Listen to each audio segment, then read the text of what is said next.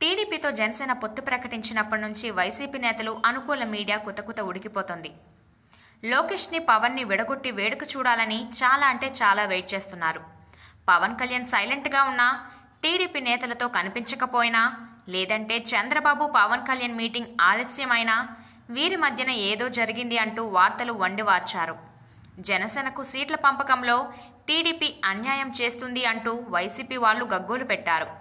అయితే ఈ ఎన్నికల్లో కలిసి పోటీ చేసి గెలిచేస్తారేమో అని మదనపడుతున్న వైసీపీ వాళ్ళకి ఈరోజు జరిగిన ఓ విషయం సంతృప్తిని ఇచ్చింది. టీడీపీ వాళ్ళు పొత్తు ధర్మాన్ని విస్మరించి 2 సీట్లని ప్రకటించడంతో పవన్ కళ్యాణ్ కూడా కాస్త ఘాటుగానే అది ధర్మం కాదు అంటూ జనసేన నుంచి 2 సీట్లని ప్రకటించడంతో వైసీపీ నేతలే కాదు, వైసీపీ అనుకూల బ్లూ మీడియా కూడా పండగ చేసుకుంటుంది.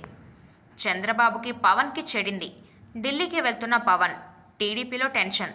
జనసేనలో సంబంధం లేకుండా టీడీపీ కీలక ఆదేశాలతో పవన్ మనసు గాయపడింది. లోకేష్ పవన్ని చిన్నచూపు చూస్తున్నాడు. ఈ దెబ్బకి జనసేనలో జోష్ అంటూ పండగ చేసుకుంటుంది బ్లూ మీడియా.